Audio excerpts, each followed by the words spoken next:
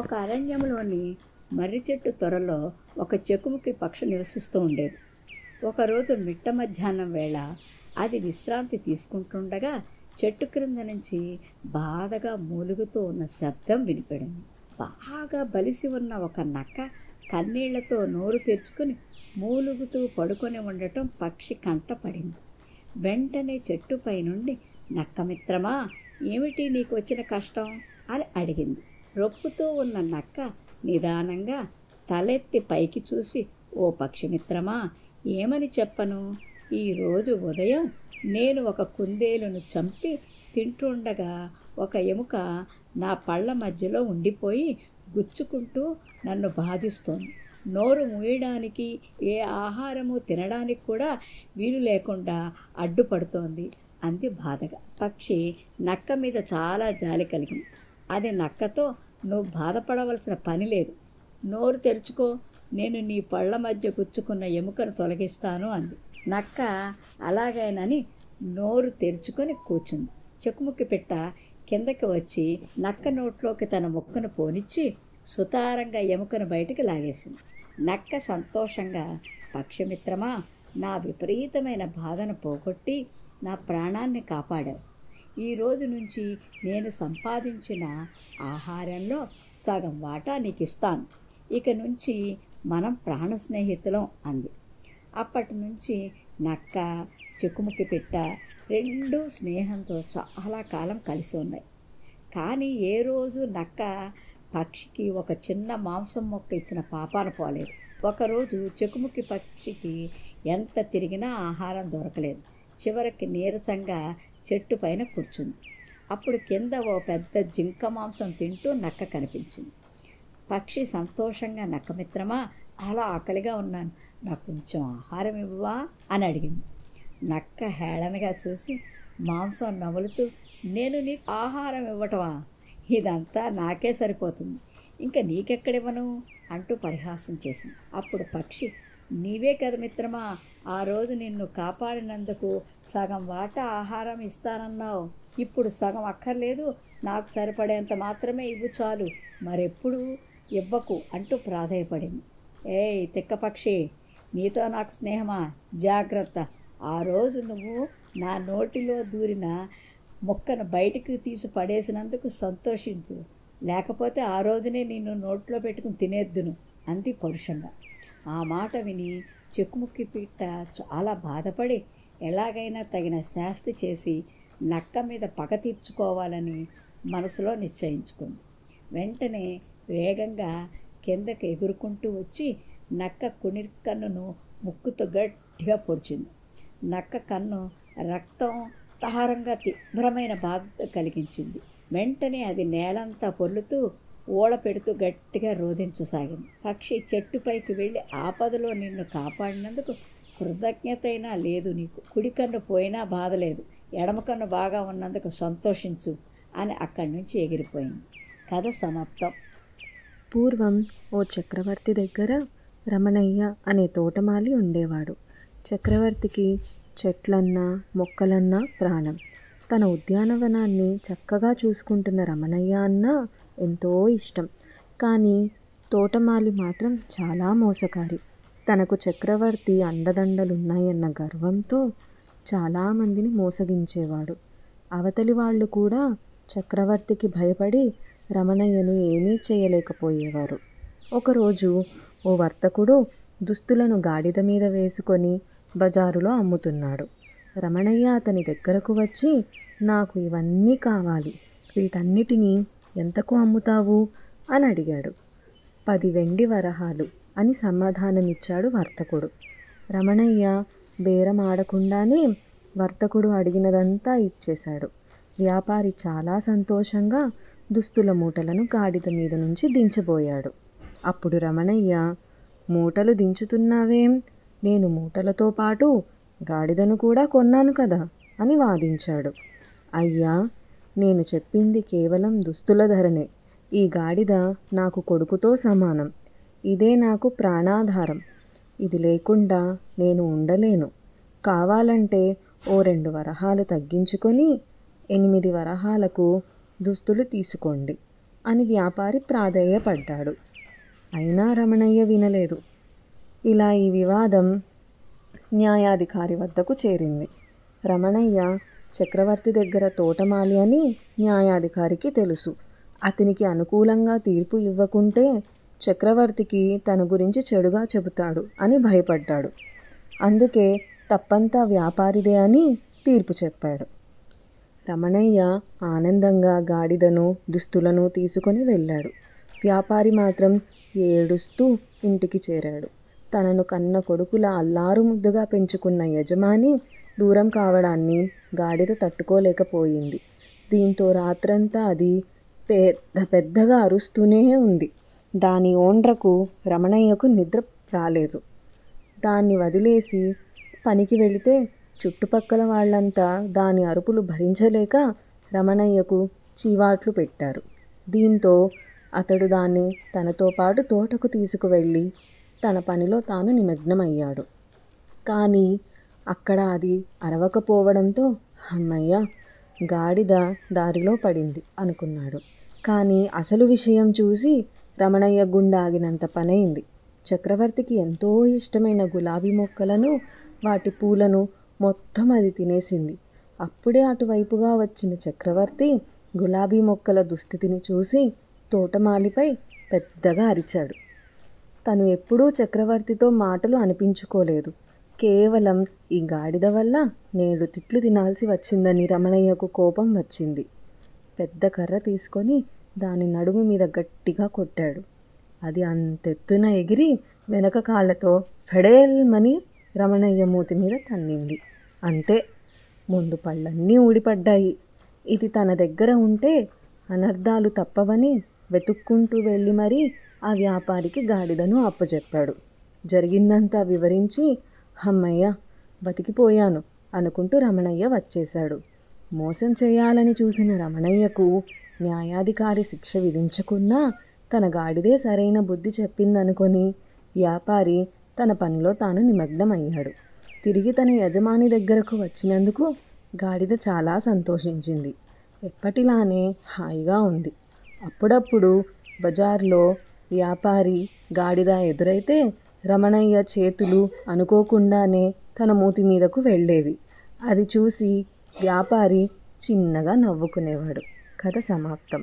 అమలాపురం రాజదర్బార్లో మంత్రి సహాయకుడు కొలువుకు పోటీ నిర్వహించారు. అందులో పాల్గొన్న అనంతుడు, ఆనందుడు చివరి దశకు చేరుకున్నారు. తర్వాత పోటీ దేవాలయం కోనేరు దగ్గర ఉంటుందని ప్రకటించాడు మంత్రి. ఏ పోటీ నిర్వహిస్తారోనని ఆసక్తితో ప్రజలంతా అక్కడికి చేరుకున్నారు. కాసేపటికి భటులు 2 పెద్ద బాణలు కోనేరు దగ్గర పెట్టారు. పోటీదారులు ఇద్దరూ కూడా పోటీకి సిద్ధంగా ఉన్నారు. మంత్రి వారికి చెరో జల్లెడ ఇచ్చి వీటితో నీటిని పట్టి గట్టునున్న బాణ నింపాలి, ముందుగా నింపిన వారే విజేత అని చెప్పాడు. అది విని అనంతుడు ఆనందుడితో సహా అంతా విస్తుపోయారు. జల్లెడితో నీళ్లు పైకి తీసేలోపే రంధ్రాల్లోంచి బయటకు వచ్చేస్తాయి కదా, మరి బాణం నిండేదెప్పుడు అని అందరూ అనుకోసాగారు. పోటీ మొదలవ్వగానే అనంతుడు జల్లెడితో నీళ్లు తీసుకెళ్లి బాణలో పోయసాగాడు. కానీ ఎంత ప్రయత్నించినా 1-2 బొట్లే బాణలో పడుతున్నాయి. ఆనందుడు మాత్రం జల్లెడ చేతిలో పట్టుకొని కోనేరులో ఈత కొడుతున్నాడు. ప్రజలంతా అనంతుడు పడుతున్న శ్రమను చూసి బాణం నింపలేకపోయినా ప్రయత్నం చేస్తున్నాడు కాబట్టి తనే గెలుస్తాడనుకున్నారు. కొంత సమయం గడిచాక ఆనందుడు ఈదడం ఆపేసి జల్లెడతో నీళ్ల బాణలో పోయడం ప్రారంభించాడు.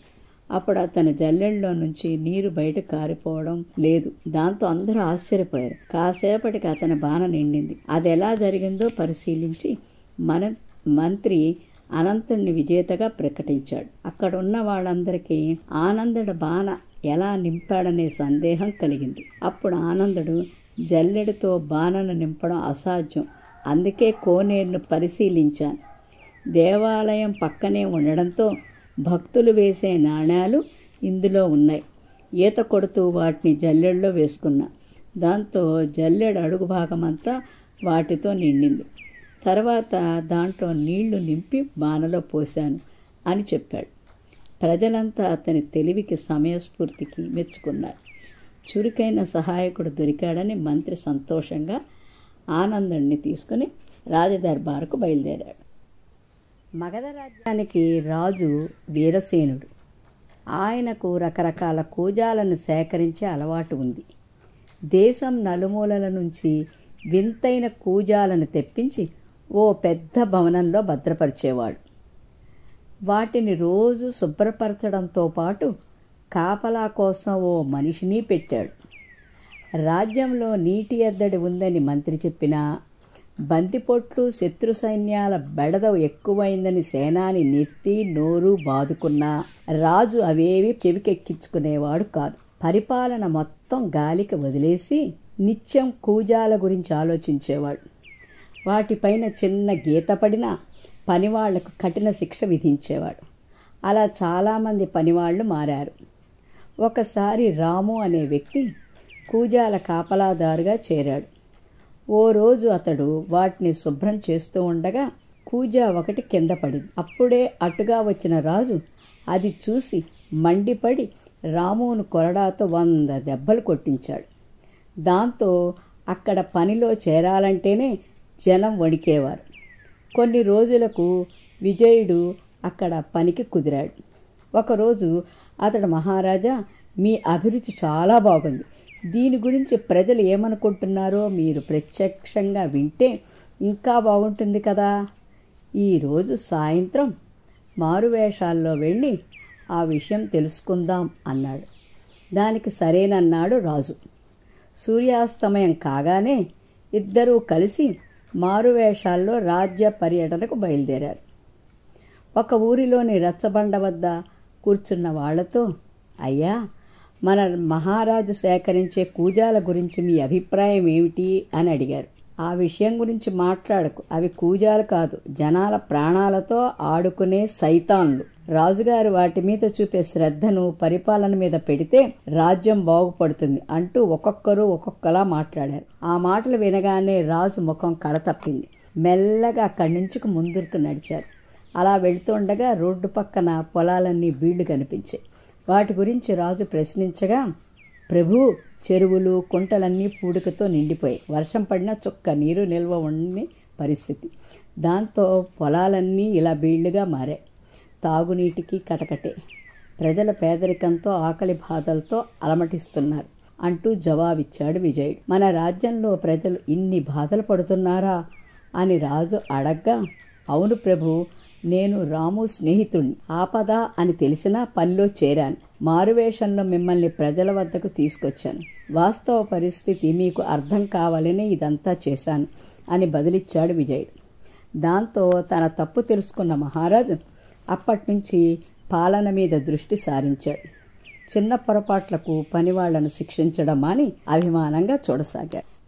విజయనగరం మహారాజు దేవదత్తుడు కళాప్రియుడు. ప్రతిభావంతులైన కళాకారులను సముచిత రీతిలో ఆదరిస్తూ ఉండేవాడు. విజయనగరంలోని కళాకారులు తమ ప్రతిభను దేశ విదేశాల్లో చాటుకున్నారు. ఒకసారి పొరుగు రాజ్యమైన కళింగ దేశము నుంచి మదనమోహనుడు అనే చిత్రకారుడు మహారాజా దేవదత్తుణ్ణి కలిశాడు. మదనమోహనుడు ప్రతిభావంతుడే కానీ గర్విష్టి. మహారాజా, చిత్రకళలో నన్ను మించిన వారు ఈ భూలోకంలోనే లేరంటే అతిశయోక్తి కాదు. నా చిత్రాలలో ఎంతో సహజత్వం ఉట్టిపడుతుంది.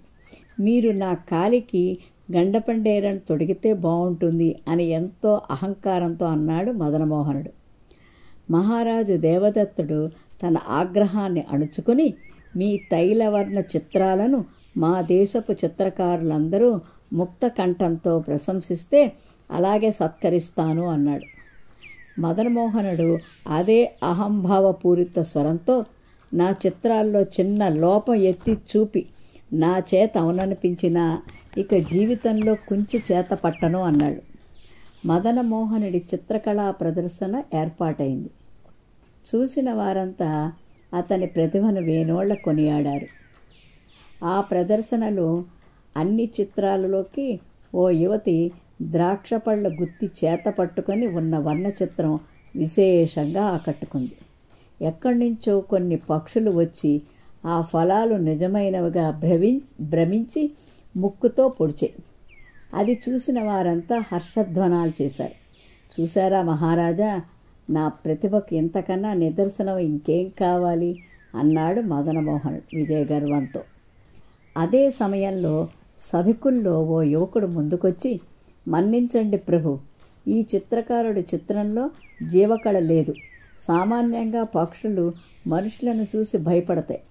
ఆ ఫలాలు సహజమైనవిగా ఉన్నాయి తప్పితే వాటిని పట్టుకున్న యువతి ముఖంలో జీవం లేదు. అందుకే పక్షులు ధైర్యంగా ఆ చిత్రం దగ్గరకు రాగలిగాయి అన్నాడు. ఆ యువకుడి మాటల్లో వాస్తవాన్ని గ్రహించిన మదనమోహనుడు అహంకారమంతా దిగిపోగా సిగ్గుతో తలదించుకున్నాడు. ఒక చెరువు ఒడ్డున ఒక చింత చెట్టు ఉండేది. ఆ చెట్టు పైన కోతమ్మ, కోకిలమ్మ ఉండేవి.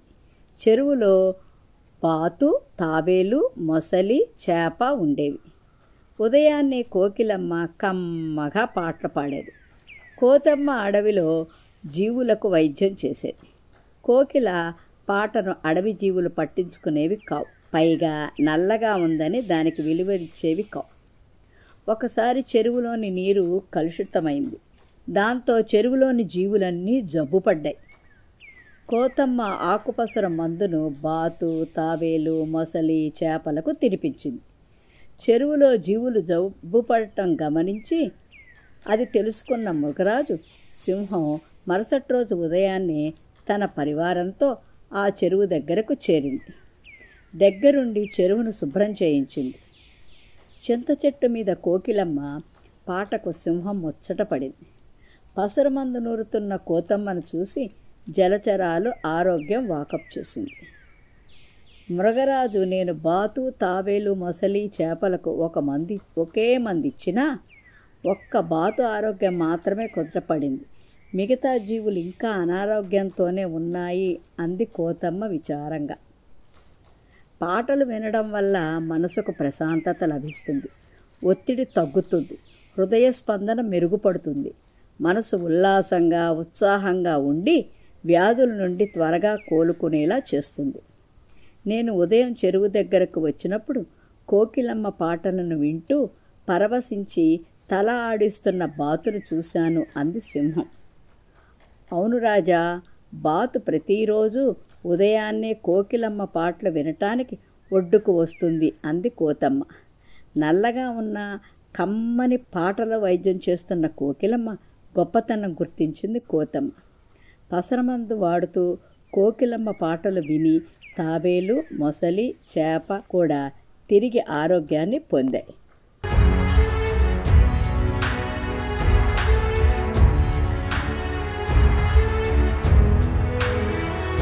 మీరు మరిన్ని వీడియోలు చూడాలంటే మన ఛానల్ను సబ్స్క్రైబ్ చేయండి. పక్కనున్న బెల్ ఐకాన్ని ప్రెస్ చేయండి.